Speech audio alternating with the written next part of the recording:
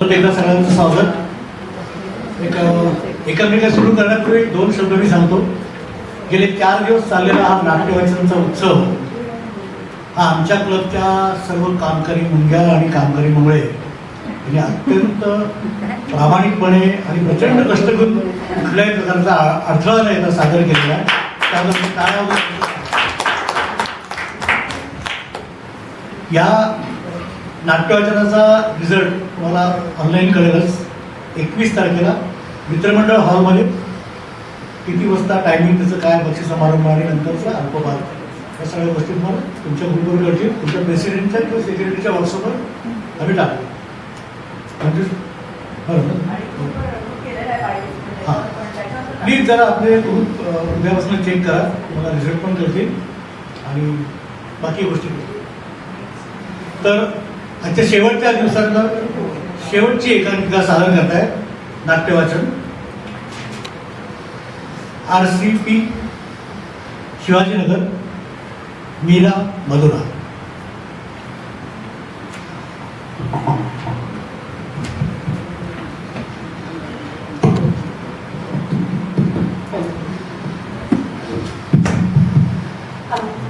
Hello, तुम्ही सांगितलं की सुरू करू.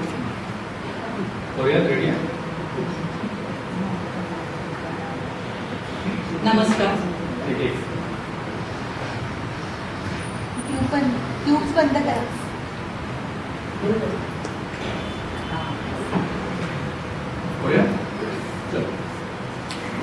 नमस्कार. 20 मार्च सुप्रसिद्ध नाटककार श्री वसंत कान्हेटकर यांचा जन्मदिवस. येत्या 20 मार्चला त्यांच्या जन्मशताब्दी वर्षाचा समारोपाचा दिवस आहे. या प्रतिभावान नाटककाराला भावांजली म्हणून रोटरी क्लब पुणे शिवाजीनगर सादर करीत आहे कानेटकरांचं स्वतःचं सर्वात आवडतं नाटक मीरा मधुरा या नाटकाचा 3रा अंक. पात्रपरिचय: मीरा ॲन गिरिजा यादे, कालियाजी आणि भोजराज रोटेरियन चंद्रशेखर यादे, माधवी रोटेरियन अश्विनी अंबिके, उदादेवी रोटेरियन वृंदा बाळीमुळे, दिग्दर्शन रोटेरियन अश्विनी अंबिके. थोडीशी बॅकग्राऊंड देते. मीरा मधुरा हे संत मीराबाईंचे चरित्रगान नाही, तर तिच्या कृष्णप्रीतीचा, भक्तीचा आणि आंतरिक नात्याचा वेध आहे. प्रेमाच्या त्रिकोणातील एक बाजू जी शारीर रूपात अस्तित्वातच नव्हती, असा श्रीकृष्ण. देवाला आई, बाप, सखा देखील मानणाऱ्या भक्ती परंपरेच्या पलीकडे जाऊन श्रीकृष्णाला प्रियकरच नव्हे तर पती देखील मानणारी मीरा. मीरेवर निस्सीम प्रेम करणारा, तिच्या कृष्ण वेडाला स्वीकारूनही तिच्या प्रेमाच्या प्राप्तीची अभिलाषा धरणारा राजा भोजराज.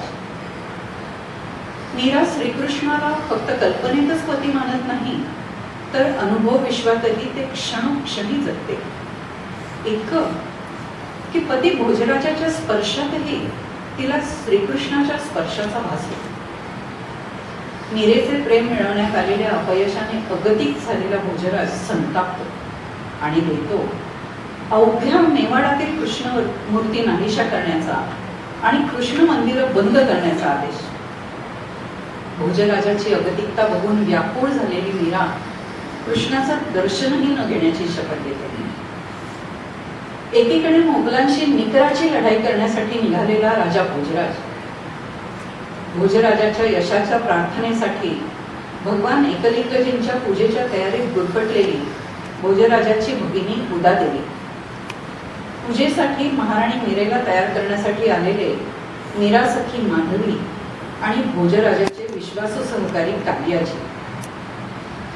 युद्धावर जातानाही मीरेच्या काळजीने व्यापलेला राजा भोजराज. या सगळ्या नात्यांचा हा विलक्षण युद्ध आहे.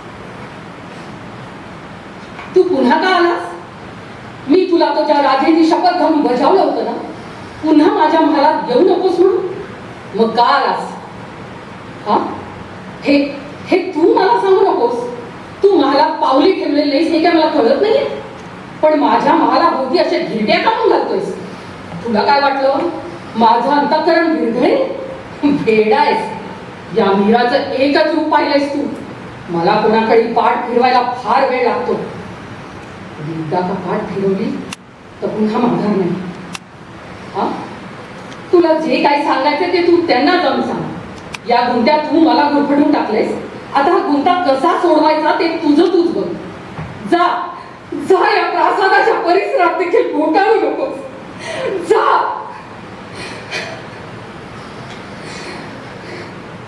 जा. महाराणीजी. प्रणाम महाराणी. कोण? माधवी, ये ग. तुला हा महाराणी जींचा उच्चार कोणी शिकवला? ह्या कालियाजींनी? तोबा तोबा महाराणीजी, हा मात्र निव्वळ गैरसमज होतोय. आपली सखी एवढी स्वयंप्रज्ञ, तिला कोण काय शिकवणार?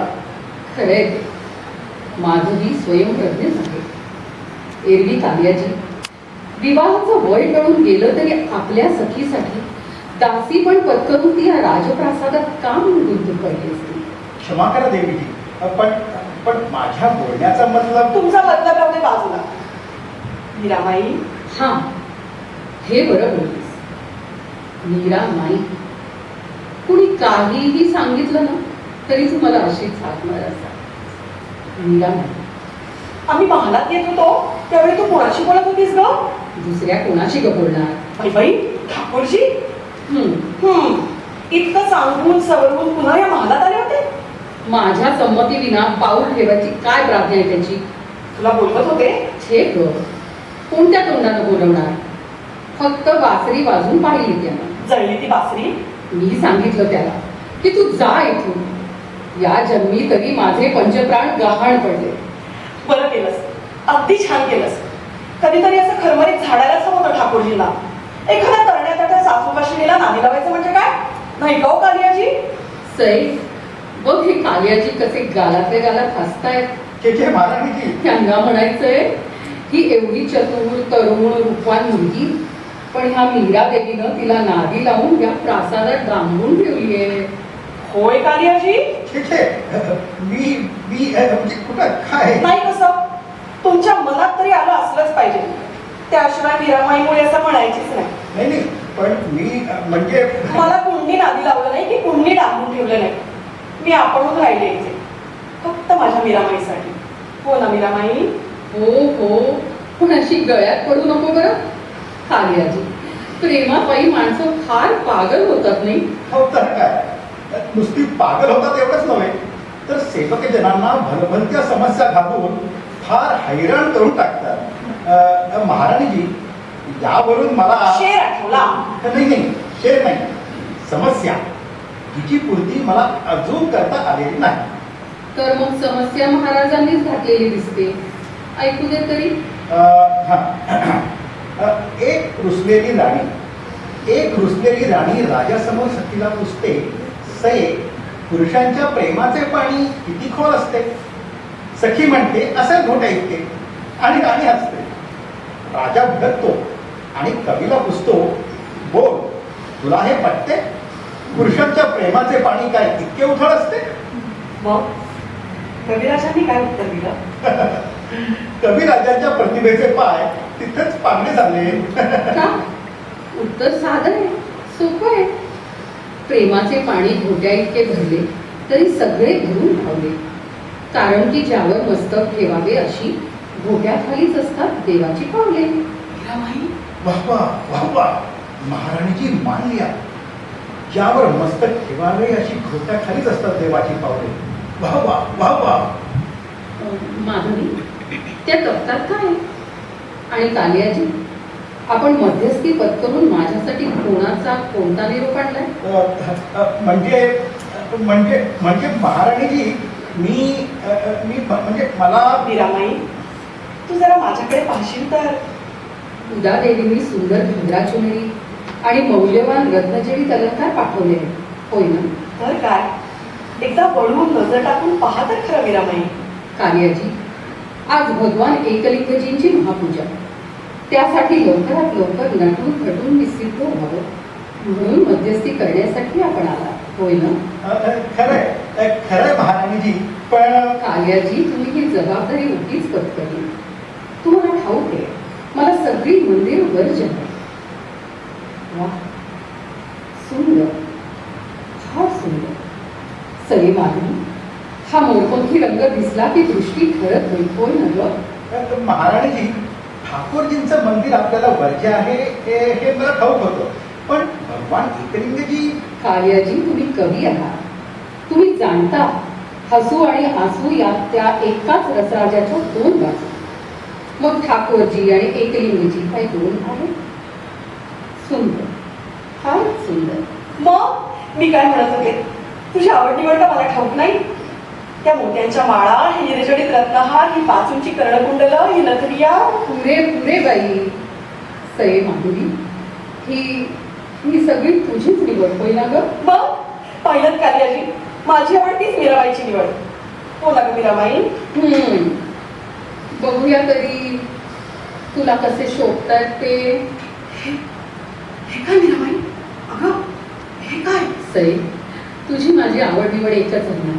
मग बघू दे, माझी लाडकी सखी या वस्त्राभूषणात किती सुंदर दिसते ती. पण महाराणीजी, हे वस्त्रालंकार. पाहिलं कालियाजी ही माधवी, ही वस्त्राभूषणं किती पण शोभून दिसतात तिला. आता या सुंदर बाहुलीसाठी एक छानदार बाहुला शोधायला हवं नाही? अगं, काय हे मीराबाई? अगं राहू दे, राहू दे. अखेर हा सगळा साजशृंगार करायचा असतो तो एखादा बाहुला मिळवण्यासाठी, नाहीतर मिळालेल्या बाहुल्याची मर्जी राखण्यासाठी होय ना कालियाजी? माधवी, शोभा देवीजी. भाभी, ती वस्त्राभूषणं मी तुझ्यासाठी पाठवली होती. देवीची क्षमा करा, पण असला शृंगार साज करायला मला मनापासून आवडत नाही आपण जाणतो. पण भगवान एकलिंगजींच्या पूजेसाठी जोडीनं मंदिरात जायचं तर हे सगळं मी कोणत्याही मंदिरात जाणार नाही अशी शपथ घेतली आहे देवीची. फुलाच्या पाळायचं म्हणून तरी. देवीची, मला माझा आचार सोडावा लागला त्याच दिवसापासून सगळा फुलाचार देखील गळून पडला. असं म्हणून कसं चालेल? बायकांच्या जातीला पतीची मर्जी राखायची तर हे करायला. म्हणून तर माझ्या मनाचे पंख मी तोडून टाकले आणि पिंजऱ्यातल्या दांडीवर पाय रोवून स्वारींच्या सेवेसाठी मी अष्टप्रहर उभी आहे. मंदिर मला वर्ज्य असलं तरी स्वारींच्या महापूजेसाठी ही पूजेची सिद्धता आणि हा हार देखील उठल्या उठल्या गुंफून ठेवला. देवीची, मर्जी राखायची म्हणजे आणि काय करायचं? भाभी, तुझं हे असं बोलणं ऐकल्यावर आम्हाला फार धन्य कृतार्थ वाटत असेल असं वाटतंय का तुला? अगं, सेवा चाकरी तर भटकी देखील करतात, पण भाईशी तू गोडीनं संसार करावास या अपेक्षा पलीकडं या राजप्रासादात तुला कोणी कसला सासूरवास केलाय का? देवीची, हा जन्म घेतल्यावर छळ वाट्याला येतो तो काय फक्त सासूरवासाचाच असतो? मी गोडीनं संसार करायचं ठरवलं तरी उसणं अवसान किती दिवस टिकेल? लौकिक संसारातील माझी गोडी कधीच नासली आहे. गोडी नासायला तर काय झालं? तुझं काय एवढ्यात वय झालंय की तुझ्यावर कसल्या दुर्धर आपत्ती कोसळल्या? देवानं तुला एवढं रूपलावण्य दिलं, एवढा रसिक दिलदार पराक्रमी पती दिला, एवढं वैभव, एवढी सत्ता. देवीजी, हे सगळं तर युवराज सिद्धार्थाच्या पण पायाशी लोळत होतच की. मग रूपवती यशोधरेची मिठी आणि चिमुकल्या राहुलचा मायापाश तोडून बुद्धपणाला कवटाळण्यासाठी तो रात्रीचा परागंदा का झाला? देवीजी, एका हाताने तो रूप लावण्य देतो, रसिक दिलदार पती देतो, वैभव सत्ता देतो, सगळ्या सुखांचा वर्षाव करतो, आणि म्हणून दुसऱ्या हातानं त्यात फक्त एकच मिठाचा खडा टाकतो, अशाश्वता. की सगळं नासून जातं. आरशासमोर रूप न्याहाळायला जावं तर दिसते एक जरा जीर्ण गलित गात्र उघडलेली काया आणि त्यावर लडबडणारी मान. रसिक दिलदार पतीकडे पाहावं तर त्याच्या मानेवर दिसू लागते मृत्यूची क्रांती तलवार. भाभी, माझी शपथ आहे, नको असं बोलूस. अगं, किती अभद्र बोलशील, किती अमंगल सांगशील. अगं, वेळ वखत कोणता हे तरी जाणून घे. हे शापवाने उच्चारू नकोस. देवीजी, मी अभद्र अमंगल काय बोलले? मी कसली शापवाणी उच्चारली? अगं तू महाराणी, ह्या घराचीच नव्हे तर अवघ्या मेवाडची भाग्यलक्ष्मी. आणि तुझ्या मुखात ही भविष्यवाणी. भगवान एकलिंगाची कृपा करो आणि तुझी वाणी खोटी ठेव, खोटी ठेव. येते मी. कालियाजी, हा हा काय प्रकार आहे? महाराणीजी, काल मध्यरात्रीच खबर आली आहे की मोगल सैन्याशी सरहद्दीवर झालेल्या मुकाबल्यात राजपूतांचा पराभव झाला. आपल्या शेकडो सैनिकांची कत्तल उडाली. खुद्द सेनापती देखील गारद झाले. महाराणी, अगं बाई, आज महापूजेनंतर खुद्द महाराज जातीनं मिळेल तेवढी कुमक घेऊन रणांगणावर जाणार आहे. नाही नाही, राज्यकारभार त्यांनी विक्रमजींच्या हाती दिलाय. आणि आणि आणि काय? आणि असं ऐकतो की महाराजांनी या युद्धात केसरिया करण्याचा निर्धार केला. नाही नाही मीराबाई, तू महाराजांना रोखलं पाहिजेस. या अविचारापासून तू त्यांना परावृत्त केलं पाहिजेस. गोपाला, हे काय चालवलेस तू? तुझ्या मनात तरी काय आहे? काही अमंगल अभद्र शापवाणी उच्चारण्यासाठी देखील तुला मीच सापडली का? हे मला चालणार नाही. ऐकलंस ना? नाही चालणार मला हे. या चक्रव्यूहात तू मला आणून टाकलंस असं मी म्हटलं तरी या व्यूहाचा तू असा भेद केलेला मला खपणार नाही. महाराणीजी, राजप्रासादात सर्वांचीच अशी ठाम खात्री पटली आहे की महाराजांनी कृष्ण मंदिराची दारं बंद केली आणि सगळ्या महालातल्या बंसीधराच्या मूर्ती हलवल्या म्हणून हा शाप. नाही नाही, खोटं आहे हे, खोटं. कालियाजी, निदान तुम्हाला तरी ठाऊक आहे महाराजांनी काहीही केलेलं नाही. महाराज संतापाच्या भरात काही बोलले असले तरी मी स्वतः शपथ घेऊन ते उठून दिले. त्यासाठी कोणाला शाप भोगायचा असला तर तो फक्त मी भोगला पाहिजे. कालियाजी, तुम्ही जाऊन सगळ्यांना सांगा, या घरातील सगळीच माणसं मला गुलाबाच्या फुलासाठी जपत आहे. पण फुलं पडली मात्र त्रास देणाऱ्या त्याच्या हाती आणि मला जपणाऱ्यांना रुचून फक्त काटे. माझं भांडण त्याच्याशी होतं, त्यांच्याशी नाही. असं नाही म्हणजे असं नाही महाराणीजी. एरवी मला जन्म जोगिनीला त्यानं संसारात का म्हणून लोटून दिली? का म्हणून माझ्या पायी उद्या घरादाराचा त्याने असा छळवा पाडला? त्यांना हवी होती एक रसिक सुंदर सखी, सहचरी, प्रणयी. काय चुकलं त्यांचं? उभय राजकुलाला हवी होती एक चतुर प्रेमळ भावी. काय अपराध होता त्यांचा? अवघ्या प्रजाजनांना हवी होती एक दक्ष माया करणारी महाराणी. काय गुन्हा काय केला त्यांनी? सगळ्यांच्या सगळ्या इच्छा आकांक्षा पायदळी तोडून त्याने या राजकुलाच्या चौकटीत हात पाय आणि पंख छाटून चिरेबंद करून ठेवली एक जोगीण. खरंच कालियाजी, माझं भांडण त्याच्याशी आहे, त्यांच्याशी नाही. महाराणीजी, आपण शांत व्हावं, राग आवरावा. कालियाजी, तुम्ही जाणता मला सहसा राग येत नाही. आला तरी पिळायला मी शिकले. पण आज मात्र माझा संताप अवघ्या ब्रह्मांडात मावेनासा झाला. खरं सांगते, त्याचं दर्शन तर राहू द्या, पण मला त्याचं नाव सुद्धा नकोसं झालंय. कालिया, कालिया, कालिया, हे तुला सगळीकडे. अगदी आपण आणि आणि हे काय, हे काय बघते मी? ही मूर्ती पुन्हा इथं या महालात? कालिया, कृष्ण मंदिराचे दरवाजे तू जातीनं जाऊन खुले कर आणि मंदिराच्या दाराशी कोणी वैष्णवजन आले तर त्यांना अडवू नका असा द्वारपालांना माझा हुकूम सांग. ये तू. सांगतो, माझ्या म्हणण्याचा अर्थ सांगतो. सांगायलाच हवा. माधवी, ही वस्त्राभूषणं दिदीकडे परत घेऊन दे आणि तिला सांग, भगवान एकलिंगजी यांच्या महापूजेला मी एकटाच जाणार आहे. जी महाराज. पूजेची सिद्धता झाली असेल तर हे काय, वा, तयारी तर आधीच झालेली दिसते. पण ही पुष्पमाला भगवान एकलिंगजींच्यासाठी की असली मस्करी स्वारींना शोधते. मस्करी नाही. मूर्ती सक्तीला दृष्टीआड करता आली तरी तिला हृदयातून हद्दपार करता येते थोडीच. म्हणून ही मूर्ती पुन्हा माझ्या महालात आणून ठेवली. पुन्हा तुझा काय काय असेल? कशासाठी मी मूर्ती पुन्हा आणून ठेवली असेल?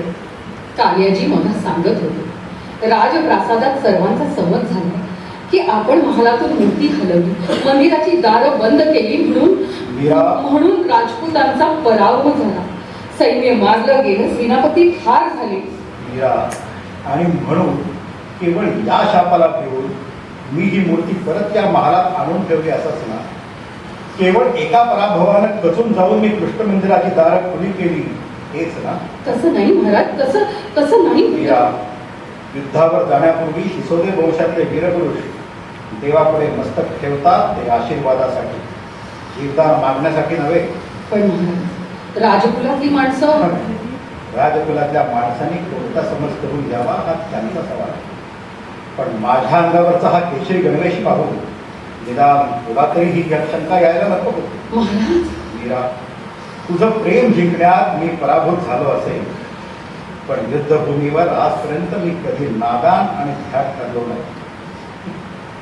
पण तुझे डोळे सुदर्शन चक्रामध्ये दिसलेले, तुला माझ्या हातातली संशय दिसावी कोठून? महाराज, हे आपण काय बोलता? विनाकारण कुठे विपर्यास करता? चुकलं असेल तर क्षमा करावी. स्वामींनी माझ्यावर राहावं असं एक तरी वागणं या दिवसात माझ्याकडून घडलंय का? तसं घडत होतं तेव्हाही मला तुझ्यावर रागवता आलं नाही. मीरा, मला तुझ्यावर रागवताच येणार नाही.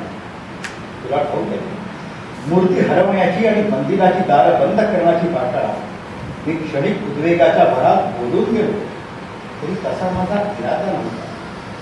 तू हट्ट धरलास, शपथेचं निमित्त केलंस, म्हणूनच मूर्ती हलवल्या गेल्या आणि मंदिराची दारं बंद झाली.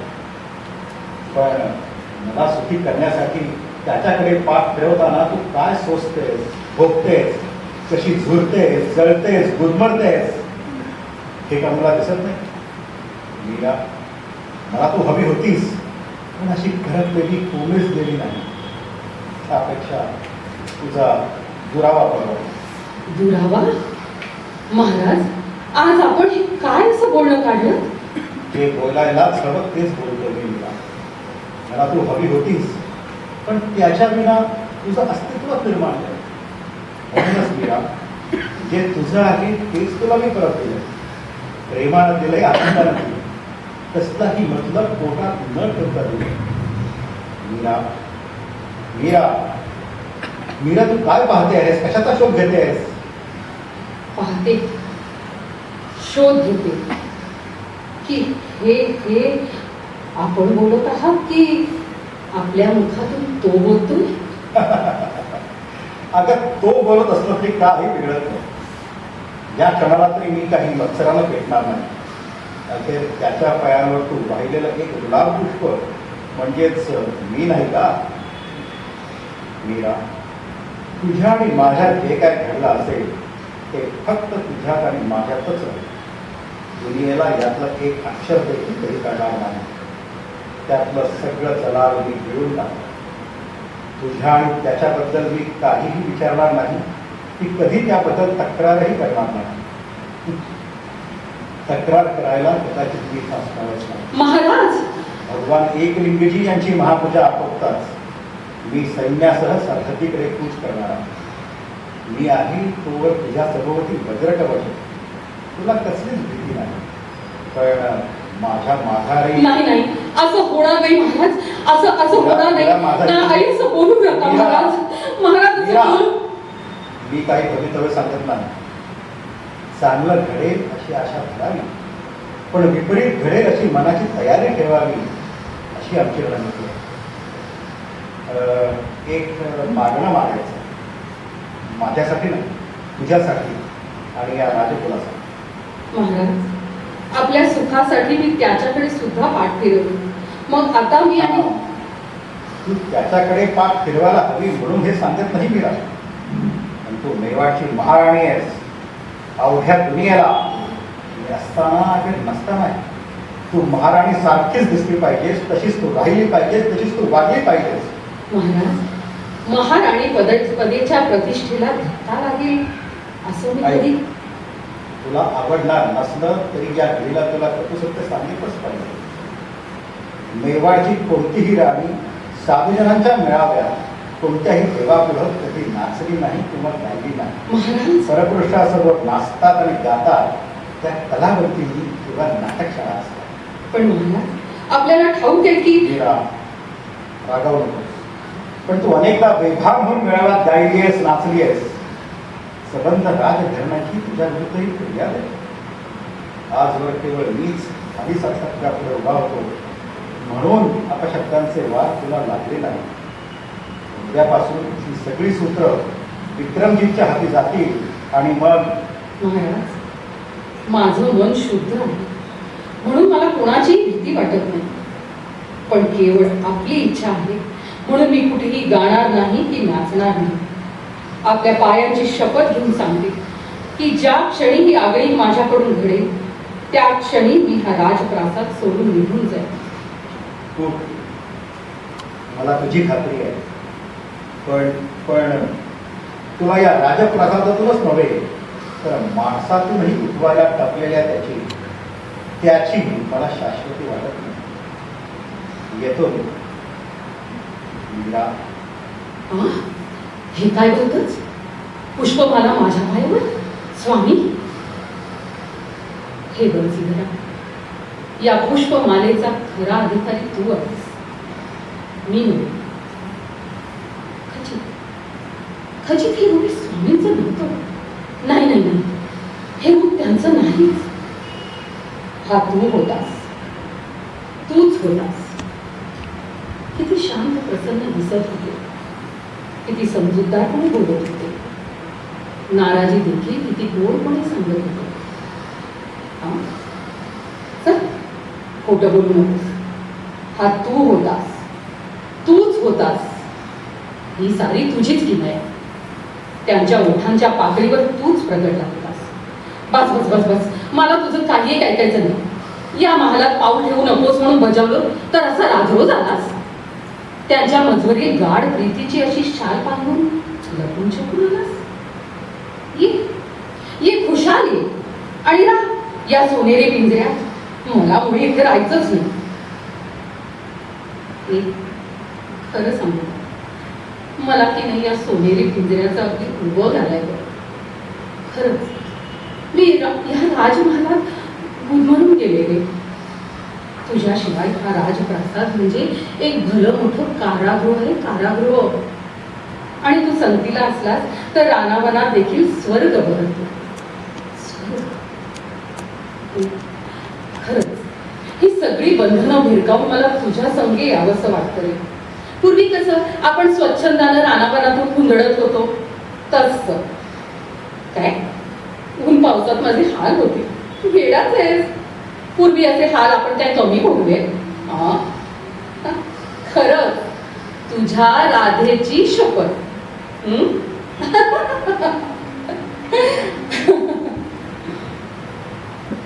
माझ्या मनानं एकच ध्यास घेतला, एकच ध्यास.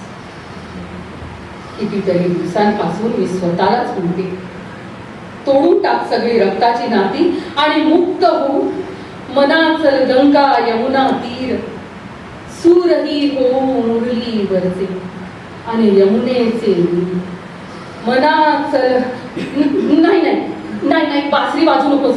बासरी वाजवू नकोस. नाही नाही, मी गाणार नाहीये, मी नाचणार नाहीये. मी शपथ घेतली स्वामींच्या पायाशी. नाही नाही, नको नको नको रे नको.